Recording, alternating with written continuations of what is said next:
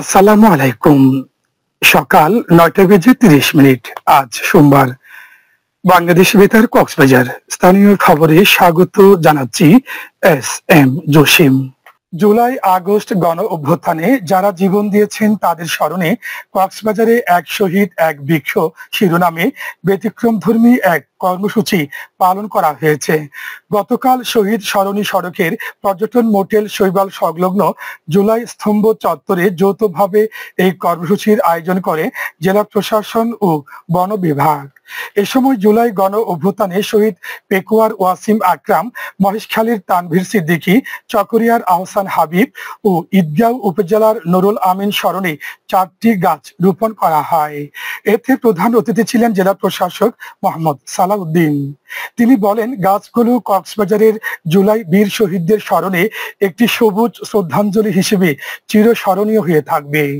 এ সময় police super Saifuddin Shahin, দক্ষিণ বন বিভাগীয় কর্মকর্তা নুরুল ইসলাম, শহীদ তানভীর সিদ্দিকীর পিতা বাদশা মিয়া, শহীদ ওয়াসিমের বড় ভাই আরশেদ আলী সহ শহীদ পরিবারের অন্যান্য সদস্য ও ছাত্র প্রতিনিধি উপস্থিত ছিলেন। পরে শহীদদের আত্মার মাগফিরাত কামনা করে মোনাজাত করা হয়। কক্সবাজারে আইকনিক রেলওয়ে স্টেশনকে নিরাপদ ও মাদক মুক্ত রাখতে বিশেষ অভিযান পরিচালনা করেছে র্যাব 15 এর ডগ স্কোয়াডের একটি টিম। বিশেষ করে ট্রেন আসা যাওয়ার সময় এই নজরদারি জোরদার করা হয়। নিয়মিত অভিযানের অংশ হিসেবে গতকাল সন্ধ্যায় সংস্থার একটি চৌকস দল ডগ স্কোয়াড সহ রেলওয়ে স্টেশনের বিভিন্ন গুরুত্বপূর্ণ পয়েন্টে যাত্রীদের লাগেজ এবং সন্দেহভাজন বিভিন্ন এলাকায় নিবিড় তল্লাশি চালায়। র্যাব জানায়, মাদক সহ ইয়াবা পাচার রুট ও নজরদারি বৃদ্ধিতে রেলওয়ে স্টেশনে লাগেজ স্ক্যানার, যাত্রী তল্লাশির সুযোগ অপর্যাপ্ত থাকায় সহায়ক হিসেবে র্যাব 15 ডগ স্কোয়াডের এই তল্লাশি কার্যক্রম চলমান রয়েছে। এছাড়া যাত্রীদের মধ্যে নিরাপত্তা বিষয়ক সচেতনতা বৃদ্ধি এবং অপরাধমূলক কার্যকলাপ রোধে এই ধরনের অভিযান নিয়মিত চলমান থাকবে বলে জানায় র্যাব। উখিয়ায় 350 হেক্টর বনভূমিতে সামাজিক বনায়নের আওতায় নতুন করে বন সৃজন করছে বন বিভাগ। বিশ্বব্যাংকের অর্থায়নে পরিবেশ ও বন মন্ত্রণালয় উপজেলার ইনানী বন রেঞ্জে এই প্রকল্প বাস্তবায়ন করছে। ইনানী রেঞ্জ কর্মকর্তা ফিরোজ আল আমিন জানান, সোয়ানখালী বনবিটি 100 হেক্টর, জালিয়াপালংয়ে 50 হেক্টর ও ইনানীতে 200 হেক্টর এলাকায় সামাজিক বনায়ন কর্মসূচির আওতায় এই বন গড়ে তোলা হচ্ছে।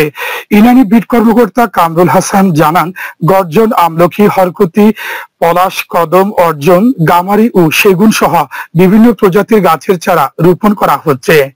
আগামী মাসের মধ্যে বনায়নের কার্যক্রম শেষ হবে বলে জানিয়েছেন সংশ্লিষ্টরা। মহেশখালীতে অভিযান চালিয়ে 4 রাউন্ড তাজা কার্তুজ সহ 3টি দেশীয় তৈরি আগ্নেয়াস্ত্র উদ্ধার করেছে বাংলাদেশ কোস্টগার্ড স্টেশন মহেশখালী পূর্ব জোন। গতকাল গভীর রাতে উপজেলার কুতুবজুম ইউনিয়নের বুজুরুক পাড়া এলাকায় গোপন সংবাদের ভিত্তিতে এই অভিযান পরিচালিত হয়। এ সময় তল্লাশি চালিয়ে তাজা কার্তুজ সহ দেশীয় তৈরি এসব আগ্নেয়াস্ত্র উদ্ধার করা হয়।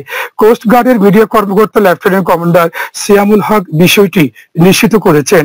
দেশব্যাপী নিরাপত্তা ও শান্তি শৃঙ্খলা বজায় রাখতে বাংলাদেশ কোস্ট গার্ডের সন্ত্রাস বিরোধী অভিযান অব্যাহত থাকবে বলেও জানান তিনি। এদিকে টেকনাফে অভিযানে 1 কেজি ক্রিস্টাল মেথ আইস, বিদেশি পিস্তল সহ মোহাম্মদ শফিক নামে এক যুবককে আটক করেছে বিজিবি। সে উপজেলার পৌরসভার পুরাতন কল্যাণপাড়ার মোহাম্মদ ইউনুসের ছেলে। গতকাল সন্ধ্যায় টেকনাফ 2 বিজিবির ব্যাটালিয়নের অধিনায়ক লেফটেন্যান্ট কর্নেল মোহাম্মদ আশিকুর রহমান স্বাক্ষরিত এক সংবাদ বিজ্ঞপ্তিতে এই তথ্য নিশ্চিত করা হয়েছে। আটক ব্যক্তির বিরুদ্ধে সংশ্লিষ্ট ধারায় মামলা করে টেকনাফ মডেল থানায় হস্তান্তর করা হয়েছে বলে জানান বিজিবির এই কর্মকর্তা। আবহাওয়া এখন জানিয়ে দিচ্ছি বাঁকখালী নদীর মোহনা ও সংলগ্ন এলাকার সামুদ্রিক জোয়ার ভাটার সময়সূচি। আজ ভাটা শুরু হয়েছে সকাল 7টা 33 মিনিটে, চলবে দুপুর 2টা 3 মিনিট পর্যন্ত। জোয়ার শুরু হবে দুপুর 2টা 3 মিনিটে, চলবে সন্ধ্যা 7টা 50 মিনিট পর্যন্ত। সবশেষে পর্যটক বার্তা। পর্যটন নগরী কক্সবাজারে আগত ভ্রমণ পিয়াসুদের সাগরের পানিতে নামার পূর্বে সাবধানতা অবলম্বন করার জন্য অনুরোধ করা হচ্ছে।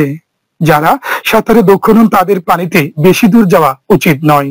ভাটার সময় স্রোতের সাগরমুখী টান প্রবল হওয়ায় সাগরের গভীরে ভেসে যাওয়া এমনকি প্রাণহানির আশঙ্কা থাকে। সেই সাথে পর্যটকদের স্বাস্থ্যবিধি মেনে চলার পরামর্শ দেওয়া হচ্ছে। খবর শেষ হলো। আমাদের পরবর্তী খবর প্রচারিত হবে আজ দুপুর 2:30 মিনিটে।